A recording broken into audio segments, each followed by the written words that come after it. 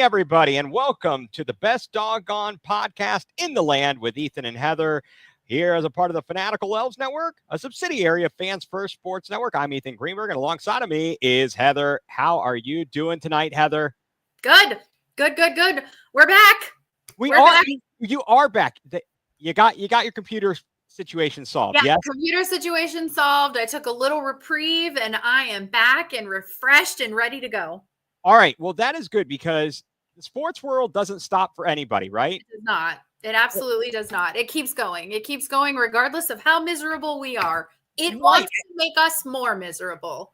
Bingo. I'm glad that you see it the same way I do. I am feeling that, although I will say I had a little bit of joy yesterday due to my dad's connection being from England. His team, Tottenham Hotspur, won the Europa League, which is not the Champions League, which is the best of the best club teams. They won kind of like the second tier competition, and now they're even though they are horrid in the Premier League this year, they are going to make it into the Champions League next year, which is a big payday for the team and super exciting. They've had a long drought.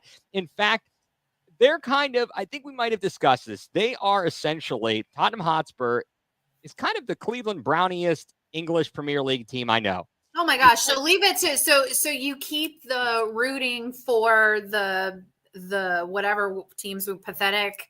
Yeah, pretty much. Losers. Yeah, they're not even, at least we're not even lovable losers anymore. Right. No, they're not lovable. There's nothing lovable about us. No, there definitely is. And the thing about Tottenham Hotspur is kind of like Cleveland Browns in that they have a rich tradition in history and are one of the big teams in the entire Premier League, but couldn't win anything. They would always come close. And in fact, they were discussing it during the broadcast yesterday afternoon. They came up with a new adjective for teams that come close. They were Spursy. Spursy. Okay, so that's what we're going to use about the Guardians and the Cavs. Yeah, they're very Spursy tonight. They're really Spursy. So I had a moment of joy there. That's good. We got to take it where we can get it. We got to take it where we can get it. We definitely do. So if that means picking another sport or something else to latch onto, that we should do that. And speaking of other sports, Heather, you're kind of like the aficionado. You're the expert here, the follower of the NCAA women's softball. Yeah. And we're into the super regional round. You're in the super regionals. It's like these 3 weeks are the best 3 weeks of like the whole year for me, to be honest with you. As much as I love Cleveland, as much as I love Ohio State, it's actually 4 weeks in a row. So you have for college softball, the way it works is you have the conference championships. So we had 2 weeks ago, we had really, honestly, you only want to watch the SEC and the big 20 championship. And then you have the super regionals, which is 64 teams. So you have the top 16 seeded teams host. And then there's 4 teams each, and that's a double elimination. And then this weekend it starts tonight, is the super regionals. So Then the top 8 seeded teams that are left out of the 16 that started host one team. So it's 2 teams playing each other. It's the best of 3. And then next weekend is the College Softball World Series. So it's like constant softball in my house and nothing else right now. I love it. And I mean, I'll tell you what, as you and I were just discussing, trying to find information on this for someone who's not deeply involved and invested in it is rather difficult, to be quite honest, compared to every other sport, that especially the men's sports that you might be paying attention to. I know that for the NCAA, I bet if I went on to look for NCAA men's Division I baseball, even with the College World Series, I don't know how great the coverage would be on ESPN.com. Whereas football, basketball are definitely going to get the coverage, and even women's basketball gets some pretty good Division I, some decent coverage. But you start getting into baseball and softball, and it's really lacking. So how are you going to? A lot of people play baseball and softball, but how are you going to keep them involved and interested? And that's really unfortunate too, because softball has become so popular that they actually show games on national TV now. So one of the World Series games will get shown on ABC. And then there are games during the regular season now that are on regular ESPN or that are on ABC every Monday at 7 o'clock. There's the SEC game of the week. It's the mic'd up game of the week. So softball has become incredibly, incredibly popular. Some of the teams have had record breaking attendances this year. So, and it's, of course, it's some of your monster teams like Oklahoma. They're always a juggernaut. Oklahoma has won the last 4 national championships. And then Florida actually broke some attendance records this year too. So it's just really cool to see the evolution of the sport, because I've loved it for so long and now it's getting national attention, and we need more ESPN articles about it so you can read about it. Well, we're just going to have to be the ones leading the charge, right, Heather? We can do that. We definitely can do that. And I won't spend too much time on it because I could spend so much time on this. But so ironically enough, obviously I love Ohio State. And I have to tell you, this year, our Buckeyes did exceptionally well this year. So Ohio State in the past has not been good. They've not been good at all. Softball is they're not a softball school.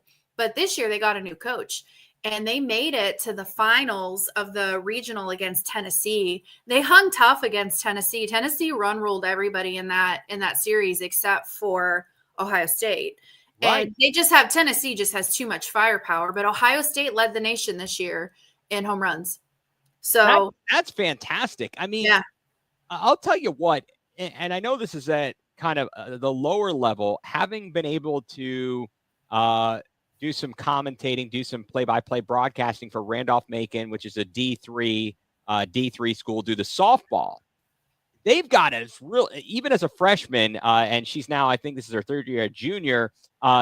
Yes. Hello, Heather. And thank you everybody for joining. Yeah, Doreen, I love Doreen. I love Doreen. Everybody, all of our people that are listening, follow her. You're never going to, and Brad, kindest people on the entire internet. So I love you too. We need more of that. We do need more of that. But I got to appreciate watching this one pitcher, Gracie Ellis. I mean, just throwing no hitters. Yeah. She threw a perfect game. And I'm like, whoa, this is crazy. And then I realized it's not as there's a lot of no hitters and perfect games. You have that like number one starter. And I think we talked a little bit about, I wonder if you pitched a softball style, if it were legal in the Major League Baseball, would somebody ever try that?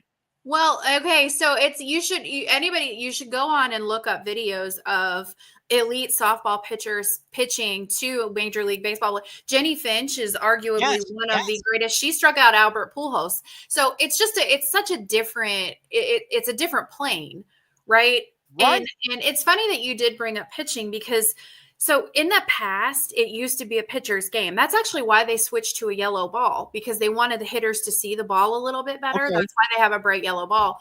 And it really has evolved now. You still have elite pitchers, but even the elite pitchers can get tagged. That's why it's so important. A lot of these big time softball programs have really moved to a pitcher by committee. Tennessee comes to mind. They have two starters, really. They have Paige Margecco, and they have why am I blanking on her? Carlin Pickens. And they're both very different pitchers. Carlin Pickens, she actually broke the record this year for the fastest pitch ever. It was like 73 miles an hour. And she throws a wicked rise ball. So when you get a rise ball coming at you at 70 miles an hour, you're not going to catch up to that. And then you have pitchers like Nebraska is actually in the super regionals this year. They upset in the Arizona bracket.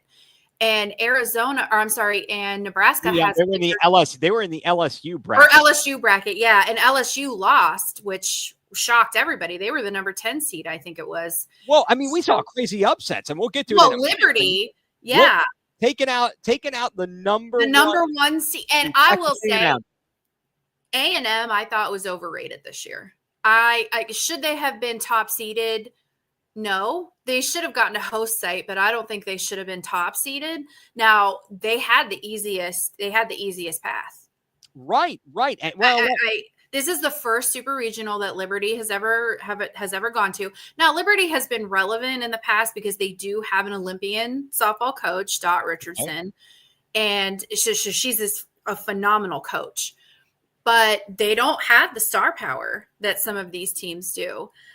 Teams to watch in the super regionals is going to be the game that I'm most interested about, and I'm gonna kind of have a stroke, is the Tennessee regional. That's gonna give me a stroke because I actually love Tennessee, Oklahoma, and UCLA are 3 of my top 4 favorite teams. Okay. Along with Ohio State, because I love their coaches. Right. They're all in, and I think it's anybody's this year. I truly do. There isn't that one team as dominant as Oklahoma has been in the past 4 years. They have won the national title 4 years in a row. So the kids that graduated last year never lost. They never lost in a postseason. Right. And I mean, but are they in the driver's seat now? They're not, I don't think. Okay. They're the number 2 seed, but I don't think that they are because their pitching. Their pitching they have one, I don't want to say ace because she's okay. She's okay. Sam Landry, she's good. She's not Oklahoma. She's definitely hittable. Now, Oklahoma has explosive offense. I think that they handle Alabama. I think Georgia is an unseeded team against Florida. I think it's going to be a 3-game series. I think Oklahoma sweeps Alabama. I think Florida will beat Georgia 2-1. Okay.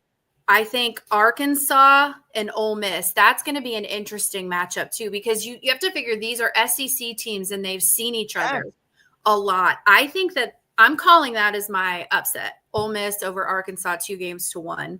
Oh, wow. Yeah, I have Florida State, Texas Tech, and I have Florida State, but that one could go either way. I don't really think that one that one's pretty evenly matched.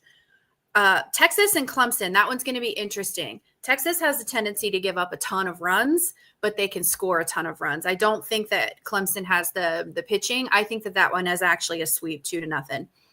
I'll go to my most interesting series last. The Columbia, this one upset me. I think UCLA should have been the number 8 seed. They were the number 9 seed, so I think they should have gotten a host, but but they gave it to the SEC teams. So UCLA and South Carolina. South Carolina is actually just ranked slightly ahead of them. It's 8 and 9. So I think that UCLA wins that one in 3. There's Oregon and Liberty. I actually think that Liberty is going to get shelled. I think that Liberty found lightning in a bottle in that first round, and I think they're going to get shelled. The series I'm most interested in is the Tennessee and Nebraska.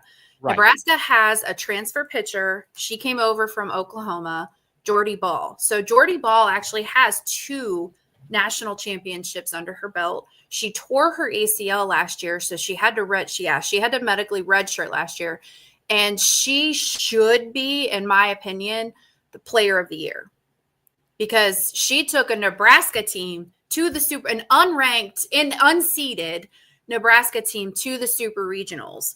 And Jordy Ball, now the thing is that Jordy Ball and Carlin Pickens, both their aces, when they're on, they're not hittable. You're not going to your couple of hits, 1 run if you're lucky, but when they're off, you're going to shell them.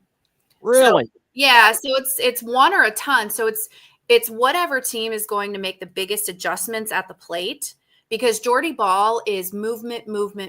She's not going to blow the ball by you, but she's got a wicked drop ball. She's got a curve. She's got a rise ball.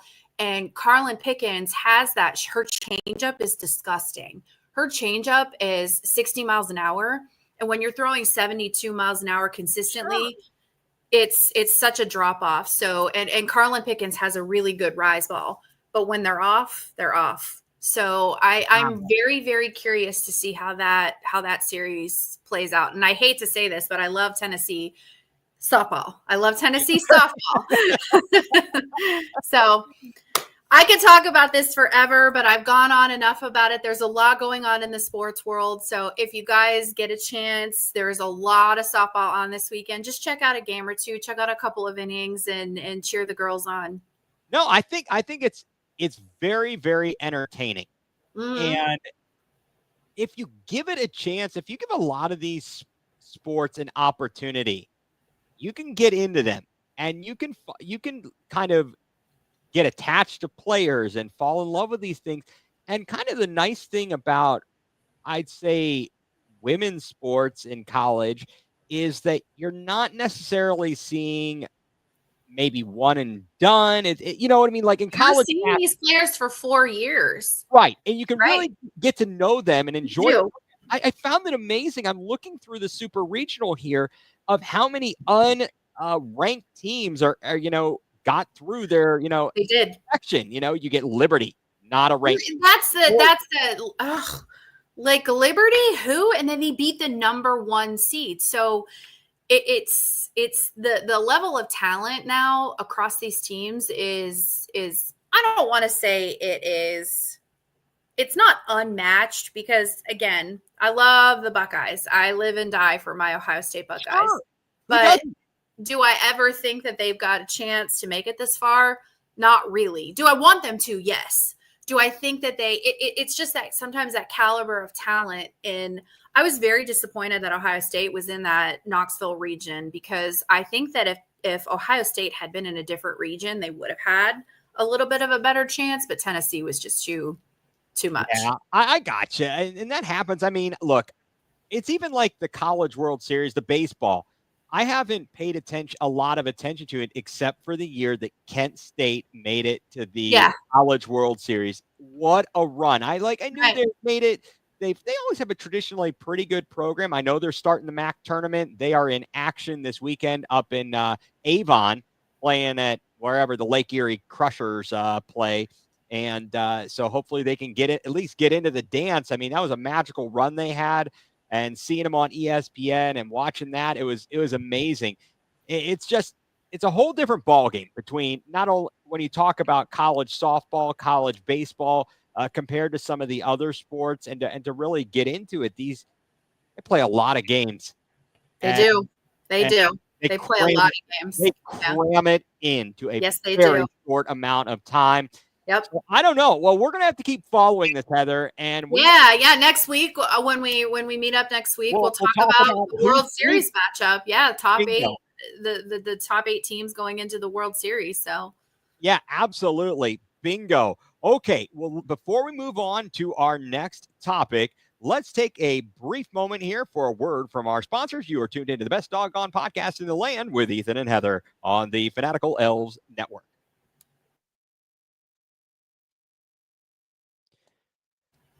And welcome back, everybody, to the best doggone podcast in the land with Ethan and Heather here on the Fanatical Elves Network, part of Fans First Sports Network. Thank you to everybody who has joined in this evening. We just talked a little of the women's NCAA Division I women's softball, the World Series. They are in the super regionals. Good times there. What else is going on around the world of sports that we can be angry about? I don't know. I mean, do we want to segue? If we're going to be angry, we could segue into the NBA. I think so. I think it's pretty relevant. So my first question, I'll ask you this question first because I think it's relevant to us. How are you feeling about the Cavs a week later now that you've had a chance to kind of see it and think about it? I'm not mad. I'm not mad. I'm just disappointed. I'm really disappointed. I'm just really disappointed. Do I love them still? Absolutely. Am I going to trash them? Absolutely not. I'm not ever going to trash my guys. Like, I love that team, and I think that they were built for it, but I think injuries wrecked them. It was a perfect storm. Wrecked them. Damn near killed them. I knew it. Yeah. It was a perfect storm of everything that could go wrong did go wrong, between injuries, Mobley and DeAndre and and Barry, Garland. and even Mitchell was hurting. Mitchell was hurt. He didn't even play the one half, and I think he played hurt in the last game. Oh, he was absolutely. You could see him wincing. Oh, he was dealing with that calf injury, but he played through it. Well, and it was the same calf injury that kept him out last year, and it was actually the same toe injury that kept Garland out for a little while. So, if I could have donated my calf and my toe, I would have been fine. I would have been fine. Yeah, same here. Absolutely, same here. And then Indiana shooting lights out. They did. Indiana shot lights out, and they played physically. I know I'm going to piss some people off here, but they played a little dirty. Mathurin, I cannot stand Mathurin. I can't stand him now. When he got ejected, I was so glad. And I hope he gets ejected again. I hope he doesn't get to play. I don't want to wish injury on any player. I'm not going to do that. But I really wish that he gets himself another flagrant 2 and gets kicked out. Right. And frankly, I got to be honest. I was happy he got ejected, but I thought that was from the views and cameras, I'm like, that seemed like kind of a soft ejection there. I got to tell you, I saw worse. I think the foul on DeAndre Hunter was more of a flagrant issue. The fact that because of how the foul was committed, it resulted in him DeAndre Hunter falling down and dislocating his thumb, and it spiraled out of control. So we were at that game. Lana and I were at that game, and we were right behind the bench. And someone sent us a picture when he got fouled, and you could see Lana's doing this, and I'm doing this. Like I said, I was watching the game, and I'm pointing out. I'm like, "Hey, there's Lana and Heather. They're there, behind the bench." It was hilarious. Obviously, the game was not, but the Pacers, this physical they play physically. Ball, they really play fast, and they play fast. Yes, they have put together a style. Yep. That is very tough to play against, especially when they are hitting shots. Well, when they're hitting their threes the way that they are, and do you feel like the Pacers almost had like a 90s style of, it was very physical, it was very fast, it was very Bash, man. They were like Bash Brothers. Right. What I would say is it's a combination of things. The physicality harkens back to what I guess you would say, like you said, the 90s, when we would see the Pistons, Celtics, Pistons, Bulls, Bulls, Knicks. All of those types of matchups were crazy. And then they have this thing with the sped up play. That's a little bit of an opposition. So they're playing physical, yet they want to run.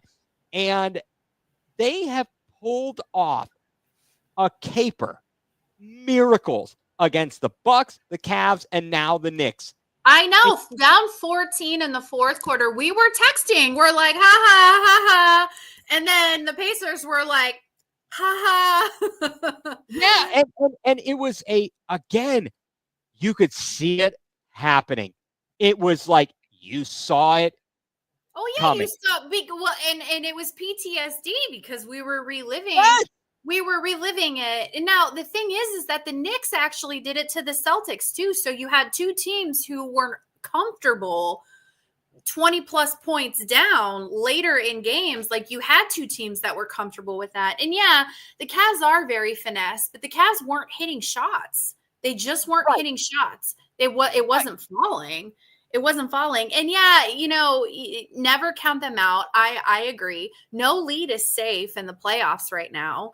Now, let me ask you this. So we're talking about the Pacers. Who do you think okay, let's talk about the Knicks.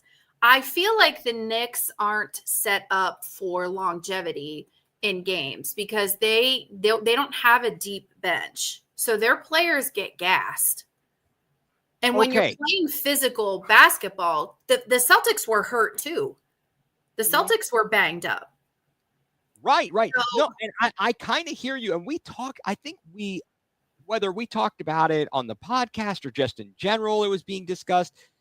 Like, how are the Knicks doing this? They are going to run these guys straight into the ground with how many minutes they're playing. But I felt like the Cavs needed to play more minutes. Now, granted, they were beating the crap out of it, so they could sit. They didn't need to. Yeah. But it looked like guys weren't as well conditioned, along with the injuries. They are missing.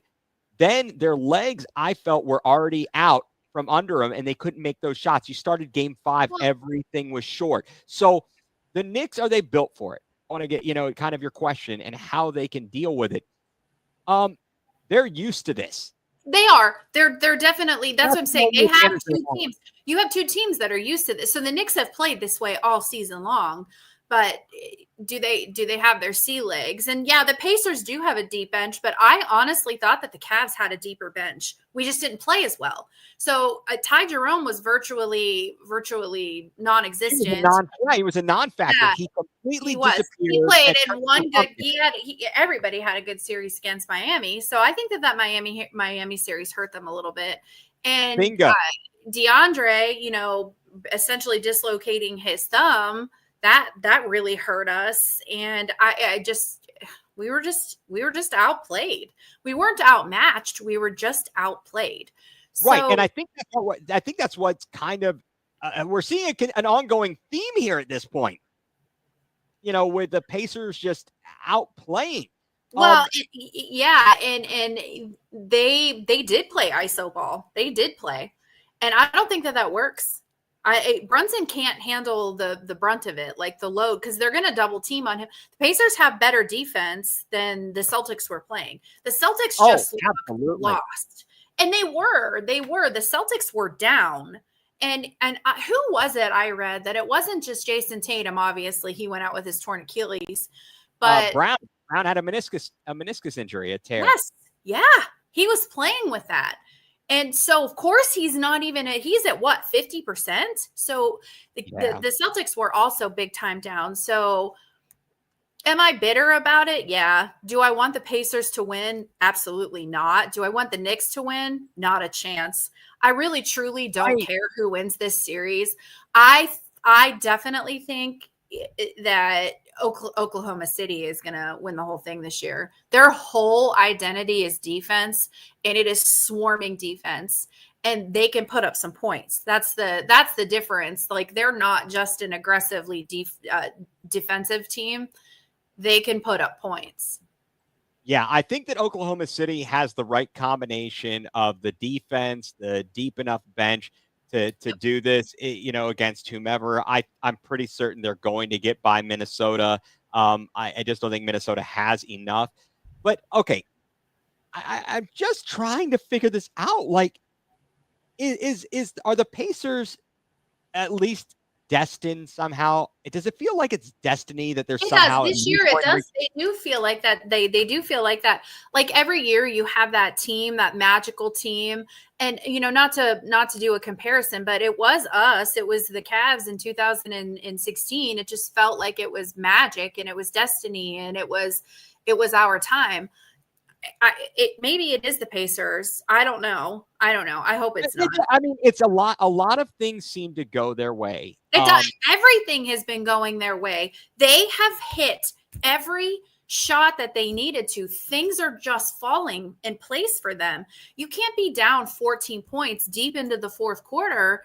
And now, did you see Halliburton did the Reggie Miller, and I know it was a nod to Reggie because they're Pacers, but sir, you are not Reggie Miller, and it is not the same. You did not just score 9 points in 8 seconds. Yes, exactly. Very, very good. So calm it down. Let's not go that far, you idiot. Pretty much. No, we talked about. I talked about this on Going Nuclear last night with Mike, and he was commenting and remarking about the lack of humility for Halliburton. And it's terrible. So I as I posted, talking what we were going to talk about tonight, trash team versus trash fans. So you had the New York fans literally throwing trash at a Pacers fan. And that was horrific. That was horrific.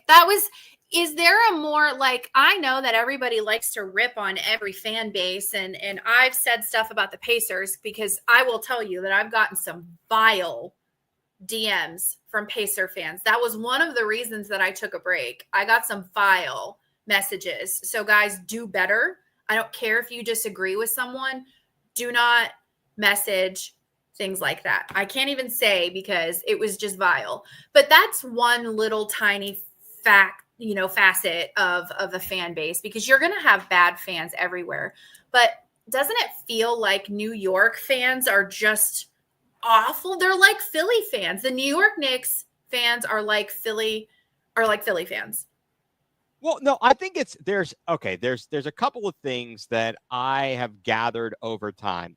One thing that I've gathered about New York people and New York sports fans is people in New York think that New York is God's gift to the world. They do. That everything is better in New York.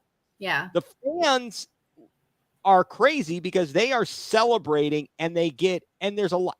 Of course, when you see videos, you're only seeing the people who are out of control, right?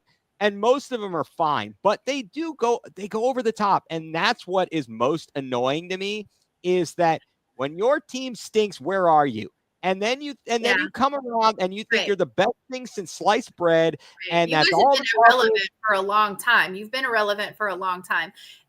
And you don't just have it like, it's not just fans jawing at each other. You have like horrible things that they're doing to opposing teams. Like, it's bad. It's really bad. So they accosted Brian Windhorst. I know, after the game against the Celtics. I'm like, what is going on? So those are trash fans. Then on the other side of it, you've got kind of a trash team here in Indiana. I am sick and tired of it. I want to get to the other point, which has me absolutely furious. What the bleeping mother bleeping is going on with refs? These guys have swallowed the freaking whistle, and then the only time anything ever happens, it favors this freaking Pacers. I'm sick of these guys. You cannot. I will say in the last game against us, Donovan Mitchell was getting every single call. Look, I love the Cavs, but I will say that the refs have been hot garbage for every single game. Is there worse officiating in pro sports than NBA officiating? I think the only thing that might be consistently worse in being inconsistent are the home plate umpires in baseball. Yeah. But the difference is the home plate umpires are consistently bad. If they're going to be bad, they're usually bad for both sides. They're calling strikes outside of the zone for both teams. So the pitchers kind of get like a feel for it. But the refs in the NBA, it seems like there's such little consistency. Like you said, let's just use the Mathurin ejection. I feel like everybody should have gotten a flagrant on that because DeAndre did two-hand shove Mathurin, and then Miles Turner came and two-hand shoved. So I think that Hunter, DeAndre, and Miles Turner should have both gotten flagrants for that. But they gave him technicals, and I'm like, what the hell is even going on? Like, what is happening right now? And just some of the missed calls. And exactly. If I were on your going nuclear, you know what makes me nuclear is the 2-minute report that the NBA releases about the missed calls. What good does that do? You are just inciting rage because you're talking about calls that were missed or made that have changed the outcome of the game. You're not going to go back and fix it. Why release it? You're not going to punish them. So why release it? See, and that to me is a major problem. I mean, last night. So let's talk about last night. Something that not a lot of people are talking about that I saw. And I'm like, am I blind? Am I missing something? In overtime, Jalen Brunson is on a fast break. The Knicks are up by 4. He goes up for a layup. It is ruled a clean block. They go down the other end, hit a 3. It goes from a 4-point game to a 1-point game, and it could have been 6. Right. It hit the glass first. I know. On the replay that absolutely should have stopped the play, and they should have called that. You got to be kidding me. There needs to be another official on the floor. I agree. I agree. I agree. If you're not going to consistently use replay for things like that, like if you can't have more challenges, then there needs to be extra officiating whose job it is to look for specific things, goaltending or lane violations. Yes. Lane violations, fast break fouls, those kind of things that change the outcome of the game. And yes, they need to use the replay more consistently, but it also disrupts the flow of games because then you're taking a timeout, you're stopping. It takes them, sometimes it takes them 5-10 minutes to replay this. And you're like, it's so obvious. What the hell are they seeing that we're not? So and then it's all started. Also, you had the foul in regulation where they said that Siakam knocked the ball away, and because the ball had been dislodged, then it was incidental. It was a clear recovery. Yeah. His jersey. How is that not a foul? Are you kidding me? Right. But the thing is that, like I said, too, listen, I doubt any Pacers fans or Knicks fans are here watching us because they know I will be the first person to admit I am a homer. Yes. If you call me a homer, you're not saying anything that I have not said already. I love Cleveland. I don't love any other team. I don't care about any. I love Cleveland and I love my Buckeyes. And if you don't know that about me, I'm clearing it up right now. If it's not obvious by all of the things that I post. So I'm saying this as a homer. The refs also were calling a lot for Donovan Mitchell. Donovan Mitchell really just had to drive into the lane and they were calling fouls. And I don't know if they were doing that to control the tempers of the game. Like, we're not going to let this get out of hand because, Mathurin was with the last game and it's been it was a really physical game. So I don't know if they were calling a lot of that, but I think honestly, it didn't have anything to do with that. I think it just had to do with garbage refs. Right. Well, and you see it with other star players. You do. Yeah. Yeah. It was. Do you remember the Jordan rules? Yes, that's what they called them. They called them the Jordan rule, and it's wild. Like, you have players like LeBron, where is he ever not fouled? Has he ever driven for a layup or a dunk and he's never been like what or flopping? And he still gets a lot of calls. So I think you have to earn that in the NBA a little bit too. And I do think that Mitchell has earned it. He's a top tier kid. He's a first team player. He's an all-star. So he's more than an all-star. I mean, these guys, they didn't announce it. I mean, you saw Evan Mobley, the defensive player of the year, first team all NBA defense. Right. They announced that. I mean, that's fantastic for him. And Mitchell was 5th in the MVP voting. So I don't know. But do you think, though, that this furthers the opinion of people who are conspiracy theorists and say the NBA or sports, they're rigged? Right. I mean, yes, I think it gives it. Do I think it's rigged? No.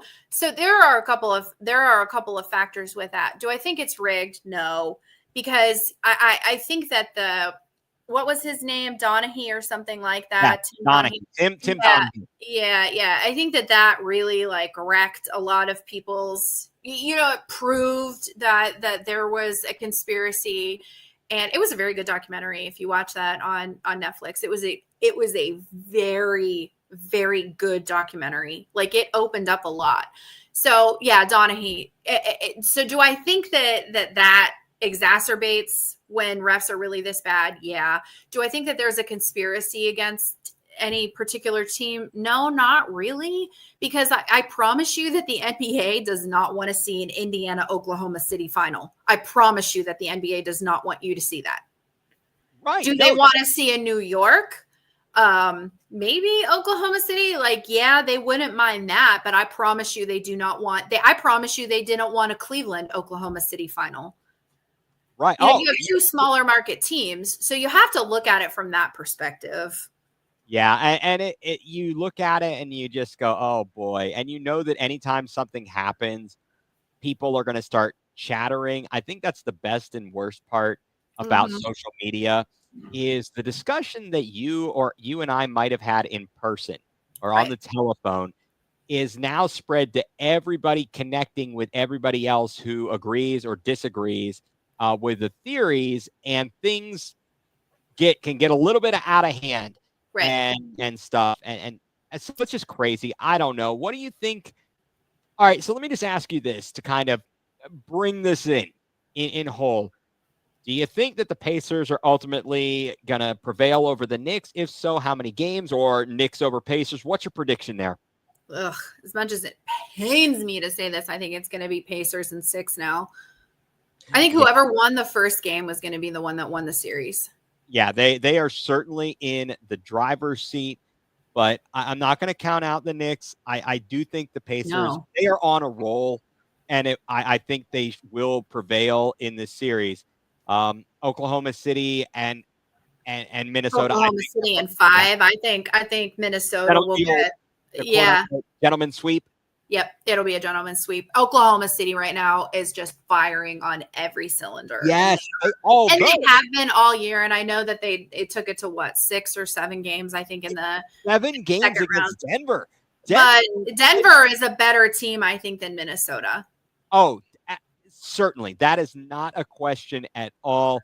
Denver is. Aren't you amazed that Denver fired Malone? I am. A week before the season. I am. And they made it, and they almost made it to the Western Conference Finals. Yeah, unreal what they did. And I believe I read that they did remove the interim tag from Adelman and have made him the head coach in Denver. They need help there.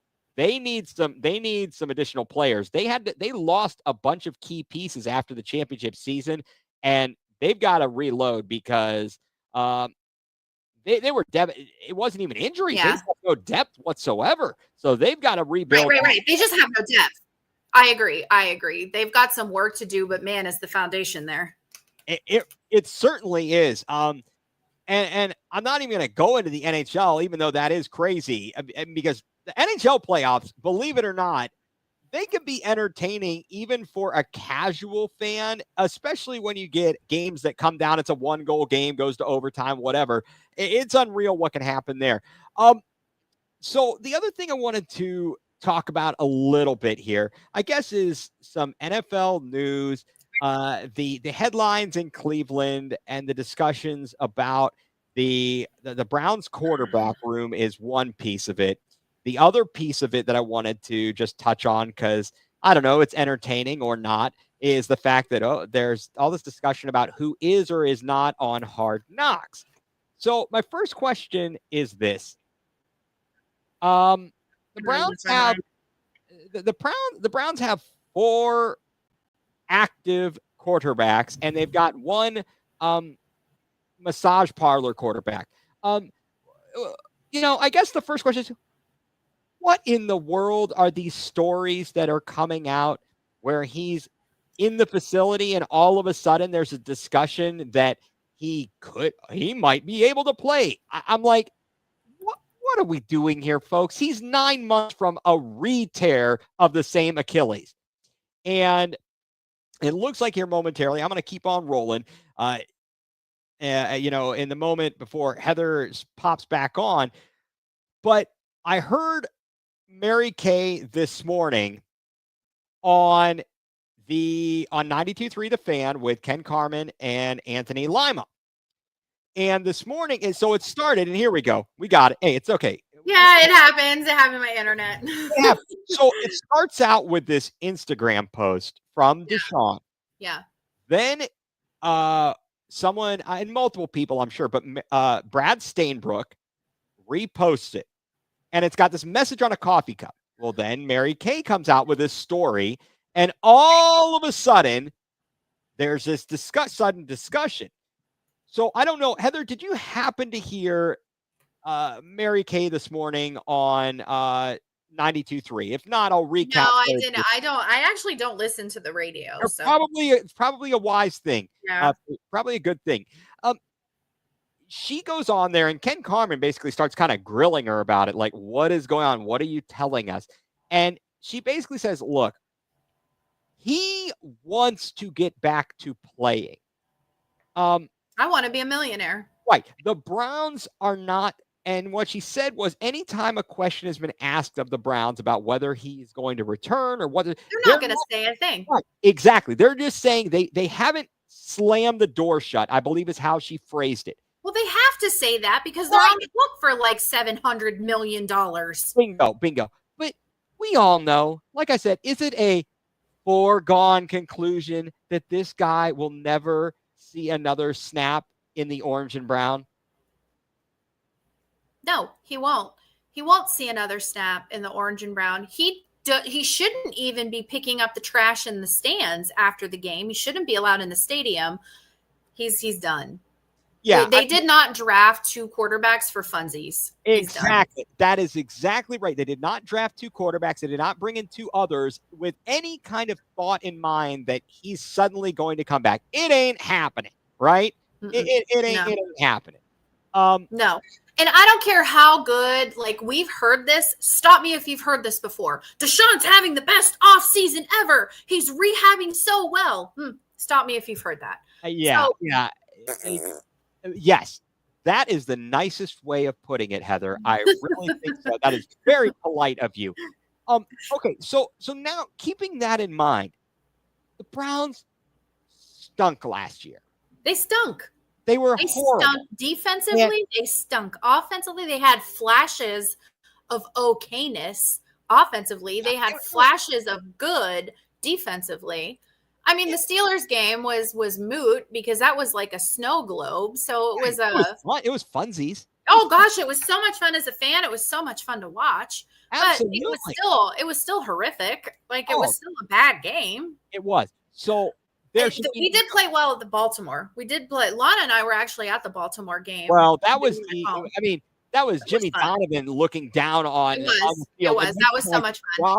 Passes. That was unreal. How that happened. Well, we went into that game and we said because we had gone to the Ohio State Nebraska game the day before. Yeah. And then we turned around and went to Cleveland the next day for the Browns Baltimore game, and we said we're just going to leave at halftime because this is going to be a blowout. It's going to be a massacre.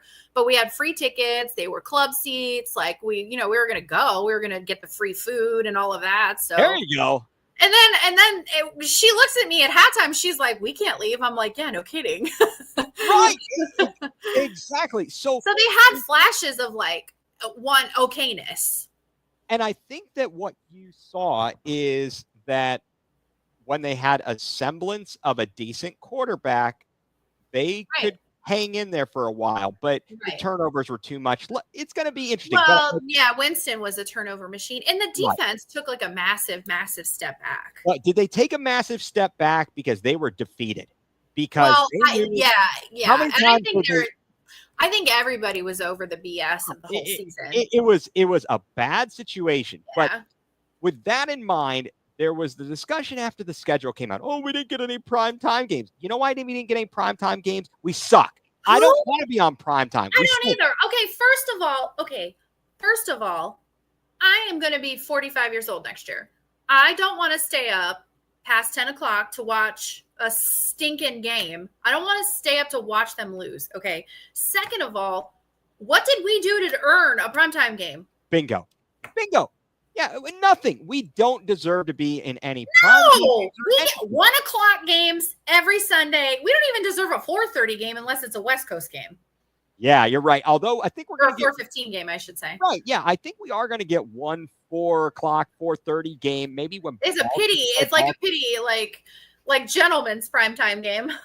Yeah, it is. They threw us a bone there, or something of that nature. So with all that in mind, there was this discussion because the Bills are going to be featured on Hard Knocks in the preseason. Great. And then I think it's the NFC East is going to be in season. But there was the Browns, they didn't even get offered. They didn't even get asked. Who wants to see that nonsense? We don't even as fans want to see that. And I know I'm getting loud and worked up. But as you should be. But guys, we don't want to see. Let's focus on trying to find a functional quarterback. And I mean that in the most disrespectful way possible. We need a functional quarterback. Congratulate. Now, Shedeur Sanders as a person is surprising me in the best way possible. He seems like he is really embracing the city. He's showing up. He's going to be at the softball game, the Njoku celebrity softball game. I'm really disappointed at the roster so far, but we won't have to talk about that. But I don't care. Like, I'm glad that he's a good human. Like, what a refreshing change. But I want to see what he's going to do on the field. And I hear that Dylan is doing well, but it's preseason, it's practice. Exactly. No, they have got. It's going to be very interesting. Now, Heather, since you don't listen to the radio, you didn't know. I bet Lana knows. Her boyfriend Stefanski is going on radio tour tomorrow. He's going to be on with a 92.3, I think, in the 8 to 9 o'clock hour with Ken and Anthony. Yeah, I'm sure she knows. And then he'll be over. Although we've moved on to Max. I know. Yeah. She actually has a little thing with Max going on. So. Anyway, that's a story for another day. And then he's going to be on ESPN Cleveland tomorrow in the morning with Tony Rizzo, Aaron Goldhammer, etc. So and Grosty. So I'll be curious to see what some of his answers are to questions. I hope they can get him to give some. Well, he doesn't give. He's also like Jim Tressel. Do you remember Jim Tressel was the senator? Like, he just gave politically correct answers. He was the most non-answer person, and that's kind of Stefanski. He's actually really very good at giving you a lot of words that have no meaning when all put together. Yes, that's the term that they have used that I have adopted is word salad. Yeah, it's word salad. Yeah, it's pure word salad. But let me ask you this about the Hard Knocks piece. Are you over the reality show? Yeah, I don't watch it. I'm not watching any of that stuff because it's not reality. It's absolutely not reality. Everything like that is so heavily edited for viewership, and I promise you that all of these NFL teams have final creative decision on what you can show versus what you can't show. So no, yeah, I'll watch something else. Right. Even if I could watch it, but I can't because I don't have HBO, I wouldn't watch it. I do have it, and I've not watched a single episode, nor will I ever. This is actually a good question. Who do we want to start most for the Browns come the regular season? Are you talking about the starting, or are you starting? I want Joe Flacco. He's the only obvious answer right now because he's the veteran. I reserve the right to change this based on how they play, but I would like to see Shedeur develop with all the hype around him, and I would like to see him develop and maybe start the last half of the season. So, or Dylan. Look, I think at the end of the day, we've got a situation where I believe Flacco is the best quarterback on the active roster right this moment. He knows the system, he knows the players, etc. And your dog is she's having a stroke right now, so she is going to get not in 5 minutes this second. Okay, exactly. Podcast interference on Nala. That's going to be a 5-yard outside penalty. Foul against her. So I'm really very sorry. If you saw me looking over, it was because she was so. Okay, so he wants to know. I'm sorry, preseason first. I want to see Dylan Gabriel start because he was drafted higher. So I want to see him start first in the preseason, and then I want to see Sanders, and then actually, samesies. No, yeah. I wouldn't go Flacco first in the preseason. I wouldn't let him see a snap in the preseason. He doesn't need one. He doesn't need to. No. Now, although, let me throw this out there to you. We have seen our players, and Flacco might be the exception because he's an actual professional. Yeah, he is. Not be ready for the seasons, and that's going to have a lot to do with what goes on in practice. Now, they are doing joint practices. Different. They're doing joint practices with Carolina and Philadelphia for before weeks 1 and 2 of the preseason. What's the over-under on how many fights there will be? Because there's always fights in these joint practices. They seem to have it under pretty good control. The way that the Browns have done it, they've done it in multiple years. You haven't heard about a lot of scuffles. Yeah. I guess the thing is that Pickett's a 1-year rental. Pickett's a 1-year rental. And I think actually Pickett is he's at risk of being cut. I think traded. is the best possible Who wants him result. though? Like, I guess if you need a third string, you maybe get like a 6th round Or pick. backup. He's a backup. Yeah, I guess he's a backup at best. Yeah, the sports nerd. I love that name, but yeah, this is the same offense that Flacco ran. Flacco, right. I wouldn't risk. Flacco is a professional. He's a professional. He's going to be ready. I'm not worried about that. I'm not worried that he's going to be a Deshaun and not go out or even Johnny Manziel. Like Flacco's in the film room. He's watching. Exactly. No, he knows what he's doing. I have no problem with that. I'm sure they're going to tweak the offense a little bit. We've got a different. They will. They'll tweak it. But he will be ready when it is time. Right. But it does help to be in rhythm with your. Oh, it does. It does. So maybe he'll see like a quarter play, like when they start their starters. But I'm more interested in seeing the development of Dylan Gabriel and Shedeur Sanders, not even Kenny Pickett so much. No, we need to know if either Sanders or Gabriel is going to be the guy going forward. Otherwise, we will have to use a first-round pick next year on a quarterback. Well, but the quarterback room is loaded next year. And that's the point. So that's why you need to know. Yeah, so you had to wonder, like, if this was just we had a bazillion picks this year, so we went after Dylan Gabriel and Shedeur. Now my dog is barking to be let in this second. So, you guys, this is real life here. I'm really sorry. This is real life, so. Well, so what we just talked about reality programs, and this is it. This is the reality that we live in, Heather. We cannot escape our responsibilities. We cannot. We cannot. Yeah. Exactly. No, I gotta say. Ouch. The Browns have agreed to retire Shedeur's number after he fails to make the practice squad. Well, if it was up to his dad, they would. So. They might. No, we need to know what we have in the quarterback room. If the season is going off the rails and it's sideways and we're not even in playoff contention, you need to find out. And hopefully they can let them go. They need to judge these guys. They need to have them ready in practice. You can't just throw them out there. We can't have a situation again where the owner is calling the GM and he's texting down to the sidelines to get in his quarterback. I agree. I don't think that that's going to happen again. I do feel like there were some hard lessons that were learned. Pivoting away from the quarterback, I am excited about the running back room. Now, am I sad that Nick Chubb is not going to be on the roster? Probably not. Right. He's probably not. Yeah, he's probably not going to be on the roster. Yeah, I'm sad from a nostalgic point I love Nick Chubb. He was the heart and soul of this team. And how can you not love him? He literally sacrificed his body for this team. He did so much for the city of Cleveland, and he did it quietly. He did it respectfully. He's just a good human being, but maybe it's time to move on.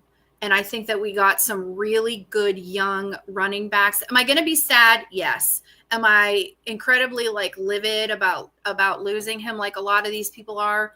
Not really, because honestly, there aren't any other teams that are chomping at the bit to get him right now. No, not yet. And they're going to have to wait and see until some teams have some injuries. And that also goes back to the stuff about the quarterback. Right. We need to, get to practice, get to training camp, and see where we're at with that. I'm just going to sit back, and I guess what I have to do, Heather, is I have to detach myself and relax. And whatever it is, it is. I don't know how to do that. I know it's very difficult, isn't it? Yeah, it is. It is very difficult. And every year I say, I don't care.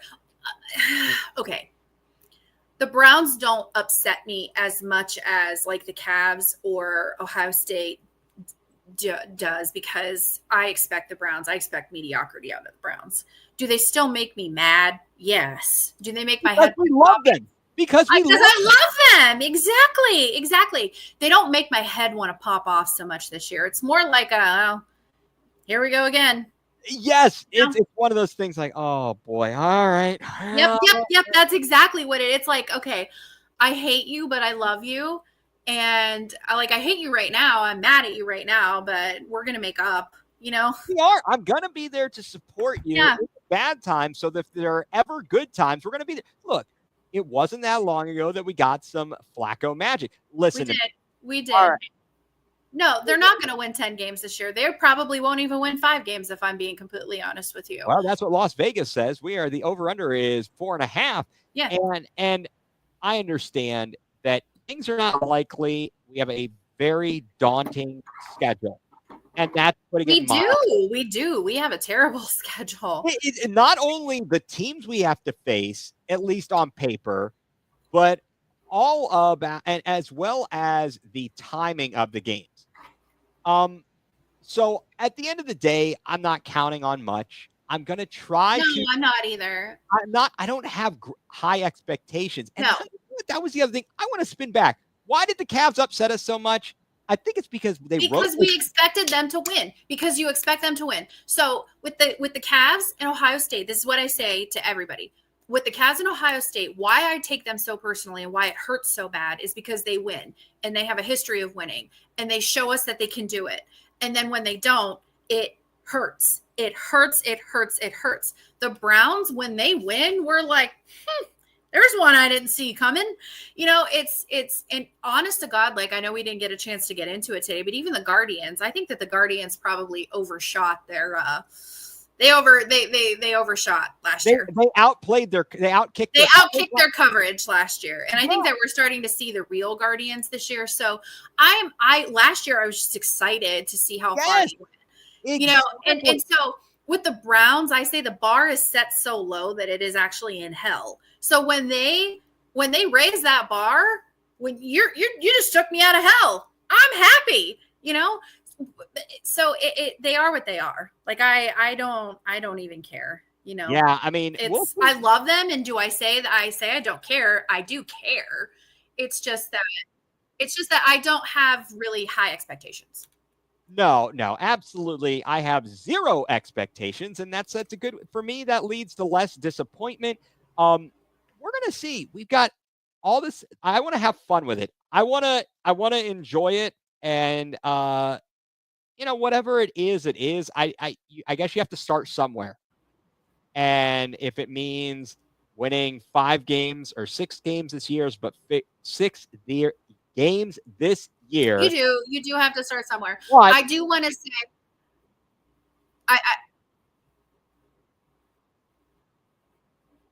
Uh-oh. Okay. So I think I'm sorry, you guys. Like my internet is getting angry again. So I don't know if you're okay. Am I okay? You're okay now. You're okay. All right. You do want to say.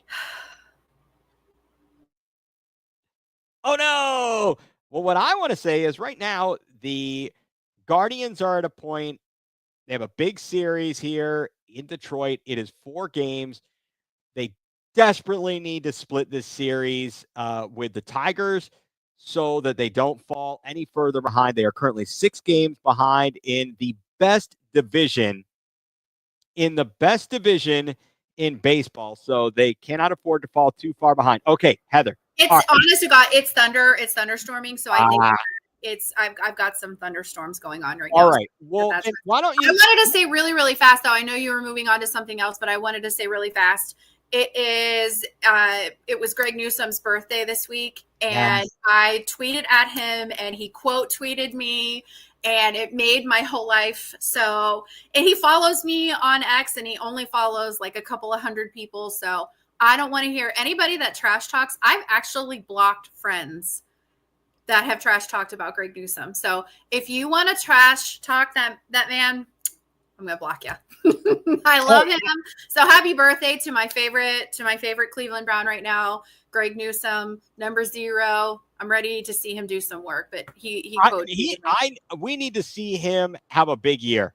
We do need to see him very important. And you know what? I will close on the Browns with this one is that he gets a lot of crap. Like a lot of people say a lot of things about him, but I want to tell you, every time that I've met him, and he has actually sent me very appropriate DMs about like my jersey and stuff. He is the nicest player that I have met. He has been nothing but exceptionally nice. His mother is nice. he is nice. And so I hate it. I hate it when people say bad things about him, because I don't know him, but I've met him multiple times, and every single time he's been amazing. So don't say anything bad about my Greg. Greg is a good dude, and I can attest to that here.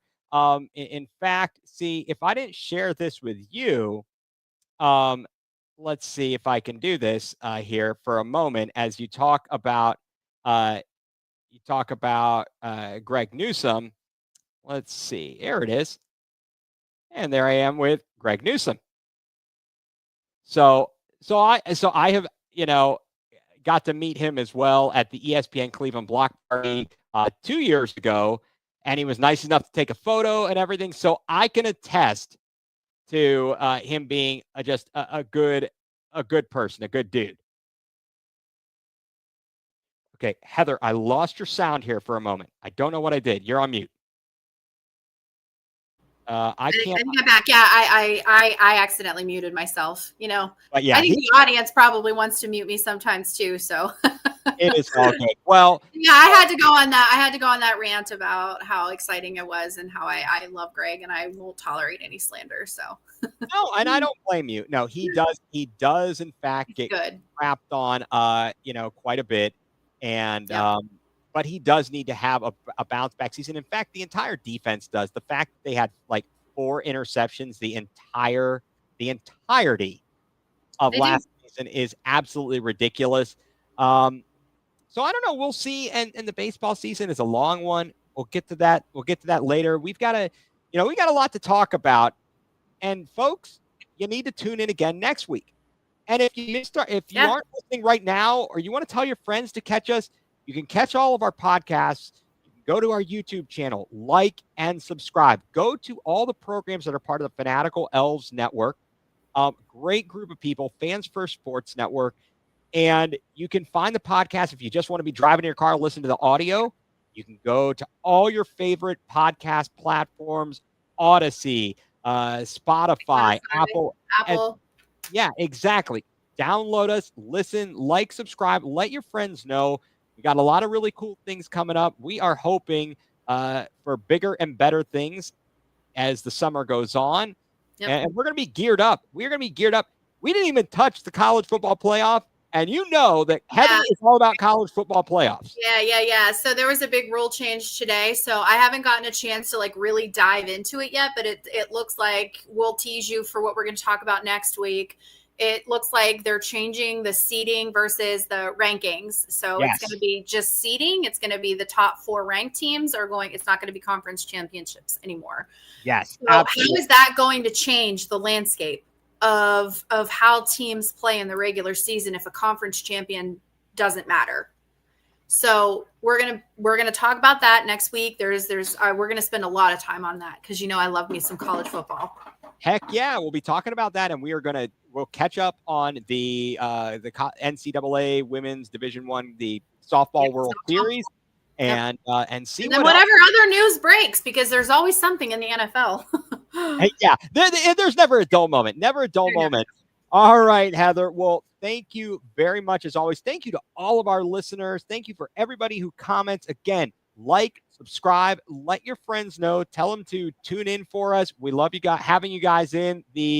Yes, absolutely. All the comments really add to the program, or at least most of them do. And yeah, most of them do. And so with that, we will bid you adieu. So for Heather, I'm Ethan. You've been tuned in to the best doggone podcast in the land on the Fanatical Elves Network, part of Fans First Sports Network. So we'll see you when we see you. Peace.